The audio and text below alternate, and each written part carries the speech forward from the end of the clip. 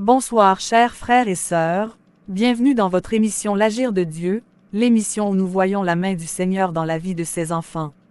Aujourd'hui, nous recevons une femme courageuse, une maman seule, qui a vu Dieu agir dans la vie de son fils d'une manière extraordinaire. Elle s'appelle Anne, et son histoire va vous rappeler qu'il n'y a rien de banal, même dans ce qui semble naturel ou ordinaire. Dieu agit, même dans les salles de classe, même dans les difficultés scolaires d'un enfant. Bienvenue, Anne. Merci beaucoup, Cécia. C'est un grand honneur d'être ici, et si je suis venue, c'est vraiment pour dire que Dieu existe, Dieu agit, et que la prière protège. Il est bon, oh oui il est bon. Raconte-nous la merveille de notre Seigneur Jésus dans ta vie. Vous savez, je suis née dans une famille catholique, mais comme beaucoup, j'avais pris la foi à la légère. J'allais à la messe de temps en temps, surtout aux grandes fêtes, et je pensais que ça suffisait. Je priais vite fait le matin, parfois le soir, quand j'étais fatiguée. Je me disais que Dieu connaissait mon cœur, qu'il voyait mes efforts, et que c'était assez. Je n'étais pas dans le péché, non, mais je n'étais pas non plus dans la ferveur. J'étais maman célibataire, et j'élevais mon fils Uriel seul. Tout mon amour, toute mon énergie, c'était pour lui. Et comme toute maman, je voulais juste qu'il réussisse, qu'il ait une belle vie. Mais je n'avais pas encore compris que réussir sans Dieu, c'est construire sans fondation. Oui, et souvent, Dieu nous parle à travers nos enfants. Alors, que s'est-il passé ensuite? Uriel était un enfant merveilleux, calme, curieux, intelligent. À la maison, quand on révisait ensemble, tout allait bien. Il retenait vite. Par exemple, s'il devait apprendre une poésie, il la répétait en 2 ou 3 lectures. En mathématiques, il comprenait sans difficulté. Mais à l'école, c'était le contraire. Les notes chutaient, les maîtresses m'appelaient souvent. « Madame, votre fils n'écoute pas. Il semble ailleurs, il regarde dans le vide, il oublie tout ce qu'on fait. » Et pourtant, le soir même, à la maison, il me récitait tout ce qu'il avait soi-disant oublié à l'école. Je ne comprenais rien. Je me disais, peut-être qu'il s'ennuie, ou qu'il a peur de la maîtresse. Mais plus le temps passait, plus la situation empirait. Il y avait des jours où, en rentrant de l'école, Uriel semblait complètement vidé, comme si quelque chose lui avait pris toute son énergie. Je le regardais, je priais dans mon cœur, « Seigneur, montre-moi ce qui se passe. » Et comment les gens autour de toi réagissaient-ils? Beaucoup disaient, « Oh, ce n'est rien, c'est l'âge. » Les enfants oublient vite. D'autres me disaient de l'amener voir un psychologue. Mais moi, au fond de moi, je sentais que ce n'était pas juste naturel. Je suis allée voir une religieuse que je connais, une sœur très douce, très remplie de l'Esprit Saint. Elle m'a simplement dit, « Anne, tu dois reprendre la prière. » Le chapelet est une arme puissante pour les mamans. Fais confiance à Marie. Demande-lui de te révéler ce qui bloque ton fils. Franchement, au début, j'étais sceptique. Mais le soir même, j'ai pris mon chapelet. J'ai prié doucement, en pleurant parfois. J'ai demandé à la Vierge Marie, « Maman Marie, si c'est spirituel, montre-le-moi. Et si c'est moi qui manque de foi, aide-moi à la retrouver. » J'ai commencé à faire le chapelet tous les soirs.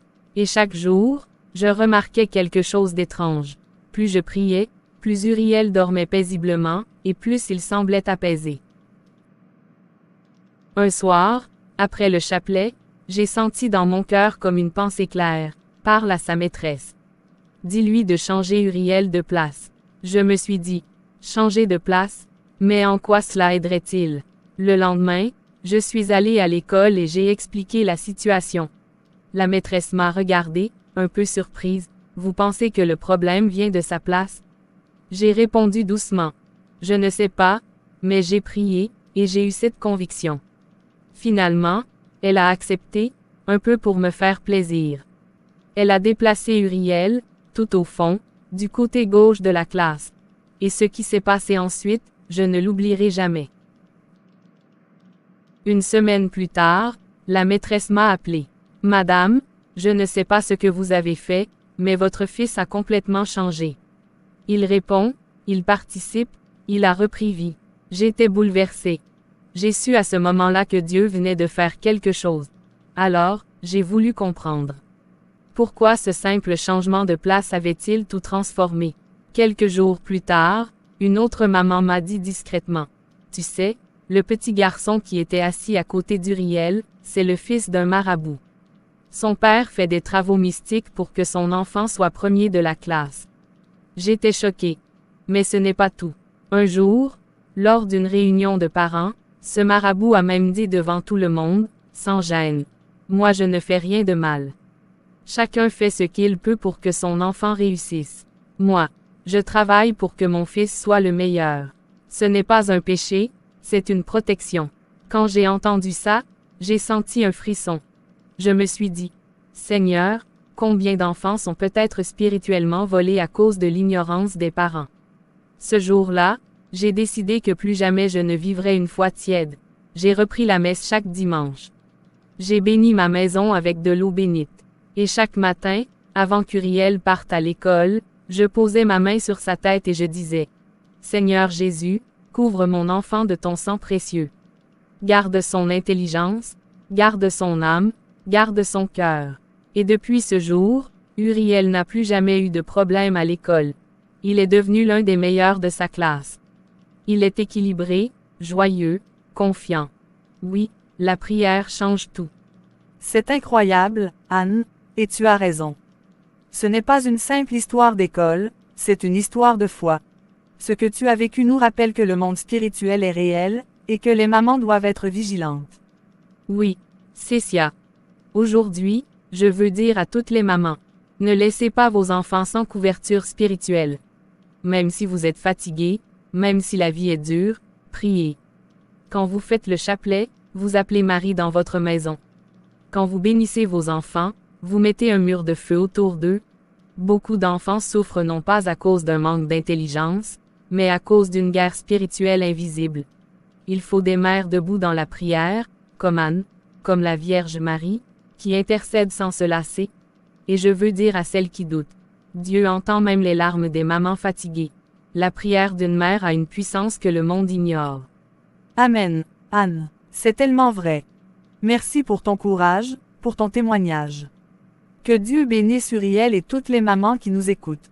À vous qui regardez, si ce témoignage vous a touché, partagez-le, abonnez-vous, et laissez-nous vos intentions de prière en commentaire. Et souvenez-vous, Dieu agit, même là où nos yeux ne voient rien.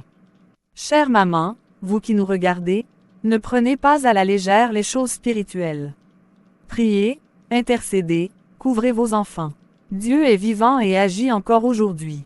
Si ce témoignage vous a touché, likez, partagez et abonnez-vous à notre chaîne L'Agir de Dieu pour plus de témoignages de foi. Que Dieu vous bénisse abondamment. À très bientôt pour une nouvelle émission.